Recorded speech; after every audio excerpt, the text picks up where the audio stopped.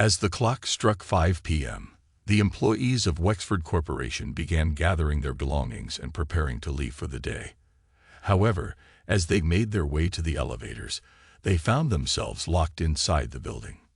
Panic quickly set in as they realized the doors would not budge, and their phones had no signal. Tommy, a junior employee, was the first to speak up.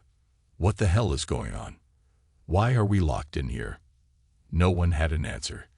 They all huddled together in the lobby, trying to figure out a way to escape. But as time ticked by, their fear turned into desperation.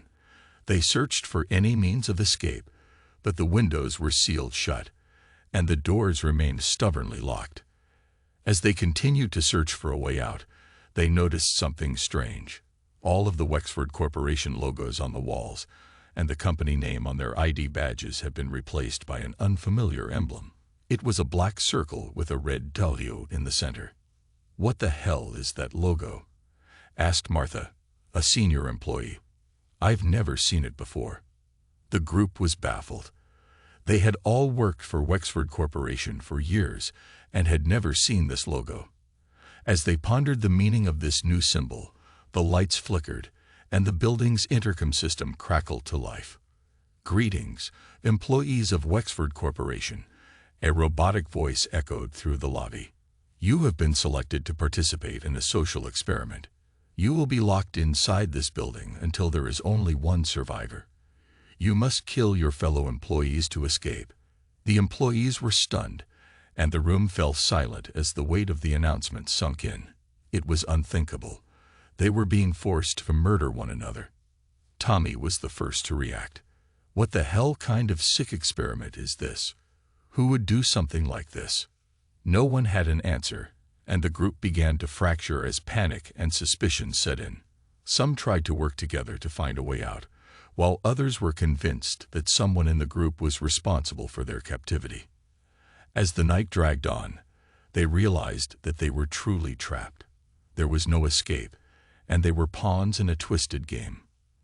The group had to make a decision: fight for survival or become victims of the experiment. Slowly, the employees began to realize that the only way out was to kill their colleagues. The realization was gut-wrenching, and it tore them apart. But as they prepared to face the unknown horrors of the experiment, they knew they had to act fast if they wanted to make it out alive. As the employees of Wexford Corporation struggled to survive, they became increasingly desperate to understand what had led them to this horrifying predicament. They began to investigate the mysterious corporation behind their captivity, the one with the black circle and red W emblem. With no phone or internet access, they turned to the company files and archives for clues. As they dug deeper, they uncovered a web of secrets and lies, a history of unethical practices and disturbing experiments. "This company is involved in some seriously messed up stuff," said Emma, a marketing specialist, as she pored over the documents. "They've been testing mind-control drugs on unsuspecting volunteers and running secret surveillance operations on employees." The group was shocked by what they found, but it only fueled their determination to uncover the truth and take down the sinister corporation behind their captivity. As they continued their investigation, they stumbled upon an employee's personal diary that shed light on the dark history of the company. The diary belonged to a former employee named Sandra, who had disappeared after discovering the truth about the company's operations. Sandra's diary was a treasure trove of information, detailing the company's involvement in illegal experiments, corporate espionage, and even murder. The group was horrified by what they read, but knew they had to use the information to their advantage if they wanted to survive. As they dug deeper, they uncovered a connection between the company's CEO and a shadowy group known as the Collective, a powerful organization with ties to organized crime and political corruption. The group was shocked to learn that they were pawns in a larger game, a twisted experiment designed to eliminate anyone who might expose the dark secrets of the company and its allies. As the night wore on, the employees became increasingly convinced that their only hope for survival was to take down the corporation and expose their crimes to the world. They began to plan their attack, gathering weapons and plotting their next move. But as they prepared for battle, they knew that they were up against a powerful and ruthless enemy. The odds were stacked against them, and the outcome was far from certain. Would they be able to overcome the sinister corporation and emerge victorious, or would they fall victim to their own fear and paranoia? As the employees of Wexford Corporation continued to investigate and plan their attack, tensions within the group reached a boiling point. Suspicions and accusations flew back and forth, and trust began to evaporate in the face of mounting fear and desperation. It was then that the first murder occurred. They found Carla, the IT specialist, lying in a pool of blood in the break room. Her throat had been slit, and her eyes were vacant, a look of terror frozen on her face. The group was stunned, horrified by the sudden brutality of the attack. The realization that one of their own had committed murder sent shockwaves through the group. Panic and paranoia gripped them as they tried to figure out who among them was capable of such a heinous act. Their suspicions fell on a quiet and reserved employee named David, who had been acting strangely since the experiment began. He had been hoarding food and water, and his eyes darted around nervously as if he were hiding something. The group confronted David, and he denied any involvement in the murder, but his behavior only fueled their suspicions. They decided to tie him up and hold him in a makeshift cell until they could figure out what to do with him. As the night wore on, the group began to fracture further. Some began to spiral into paranoia and madness, convinced that anyone could be the next killer. Others clung to hope, searching desperately for a way to escape or to find a peaceful resolution. But as the hours passed, more murders occurred, each one more gruesome and shocking than the last. The group was torn apart by suspicion and fear, and their once strong bonds were eroded by the terror of the experiment. The horror of the situation was made even more surreal by the eerie silence that filled the building. The only sounds were the occasional screams and the echoing footsteps of the killer, whose identity remained a mystery.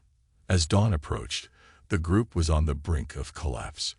They had lost many of their colleagues and had no clear path to safety. The experiment had turned their once normal lives into a nightmare of bloodshed and fear, and they knew that they had to find a way to survive before it was too late. As the sun rose on the second day of the experiment, the surviving employees of Wexford Corporation were in a state of shock and disbelief. They had witnessed multiple brutal murders and had no idea who among them was responsible. The group knew that they needed to take action to find the killer before more innocent lives were lost. They split up into teams and began searching the building, room by room, for any clues that might lead them to the killer. As they searched, they found that the building was much larger and more complex than they had initially thought. There were hidden rooms, secret passages, and even underground tunnels that seemed to lead to nowhere. They also found evidence that suggested that the killer had been planning the murders for some time. They found detailed maps of the building, diagrams of the ventilation system, and even a notebook filled with disturbing drawings and cryptic messages. The group's suspicions fell on several individuals, including the company's head of security, a quiet accountant, and a maintenance worker who had been acting strangely since the experiment began. But as the group continued their search, they found that the killer was always one step ahead of them. They would find evidence that seemed to point to one person, only to have it contradicted by new evidence that implicated someone else. As the hours passed, the group began to unravel. The stress and fear of the situation were taking their toll, and their once strong bonds were breaking down under the pressure. Tempers flared, and accusations flew as the group struggled to find a way to survive. Some began to turn on each other, convinced that their colleagues were responsible for the murders. Others retreated into isolation, unable to cope with the horror of their situation. But as the day drew to a close, the group finally found a breakthrough. They discovered a hidden room in the basement, filled with strange equipment and chemicals. It was clear that the killer had been using the room to create some sort of weapon, and the group knew that they had to act fast to stop them. They gathered their weapons and made their way towards the room, ready to confront the killer and end the experiment once and for all. But as they approached, they heard a sound that chilled them to the bone. The low, menacing laughter of the killer echoing through the empty hallways. The sound of the killer's laughter echoed through the hallways, sending shivers down the spines of the remaining employees of Wexford Corporation. They approached the hidden room cautiously, their hearts pounding in their chests. As they entered the room, they saw the killer standing in the center, surrounded by a maze of wires, chemicals, and strange devices. The killer was clad in a lab coat, their face obscured by a mask, and their eyes gleaming with a mad, feverish light. The group was paralyzed with fear as the killer began to speak. They revealed that the experiment was actually a twisted test of their loyalty and willingness to kill for the company. The killer, who was revealed to be a higher-up within the corporation, had been watching their every move and manipulating the experiment from the start. The killer challenged the remaining employees to a final test: kill one more person, and the survivor would be allowed to leave the building alive. If they refused, they would all be killed. The group was horrified, realizing that they had been pawns in a sick and twisted game. But they knew that they had no choice but to fight for their lives. A brutal fight ensued as the employees turned on each other, their desperation and fear driving them to violence. The killer watched from the sidelines, grinning with sadistic delight as they egged the employees on. But the group eventually gained the upper hand, overpowering the killer and turning their weapons on them. The killer begged for mercy, but the group was too consumed with rage and grief to listen. In the end, the group emerged victorious, but at a terrible cost. They had lost friends, colleagues, and their sense of humanity in the face of the experiment's brutality. As they emerged from the building, blinking in the bright light of day, they knew that their lives would never be the same. The experiment had shattered their sense of security and trust, leaving them scared and traumatized. But they also knew that they had survived, and that they had proven themselves to be stronger and more resilient than they ever thought possible. They vowed to never forget the horrors that they had endured, and to fight against the forces of darkness and cruelty that had led them to this point. The surviving employees of Wexford Corporation emerged from the building, their bodies battered and bruised, and their minds scared by the horrors they had experienced.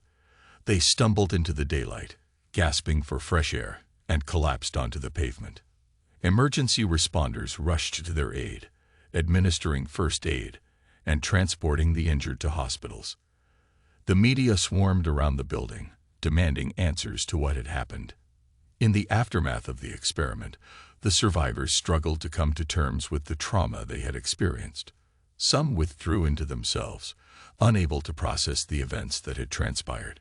Others sought solace in the arms of their loved ones, desperate for comfort and support.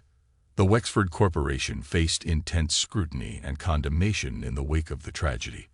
The public was outraged that a company could conduct such a heinous experiment, and demanded that the individuals responsible be brought to justice. The survivors of the experiment became the faces of the movement for justice. They spoke out about the atrocities they had endured, and demanded that the corporation be held accountable for their actions. As the investigation progressed, it was revealed that the experiment had been conducted in the name of profit and power. The higher-ups within the corporation had been willing to sacrifice the lives of their employees in order to gain an advantage over their competitors. The survivors of the experiment banded together, forming a support group to help each other deal with the trauma they had experienced. They shared their stories, their fears, and their hopes for a better future. Over time, the survivors began to heal, but they were forever changed by the horrors they had endured. They learned to live with the scars, physical and emotional, and to find strength in their resilience. The Wexford Corporation was eventually brought to justice, and the individuals responsible were held accountable for their crimes. The survivors continued to speak out against the injustices that they had faced, and vowed to use their experiences to help others who had suffered similar traumas. The experiment had been a nightmare, But it had also been a wake-up call. The survivors had learned that in the face of darkness and cruelty, they could find the light of hope and resilience. And they vowed to never forget the lessons they had learned, and to fight for a better future for themselves and for others.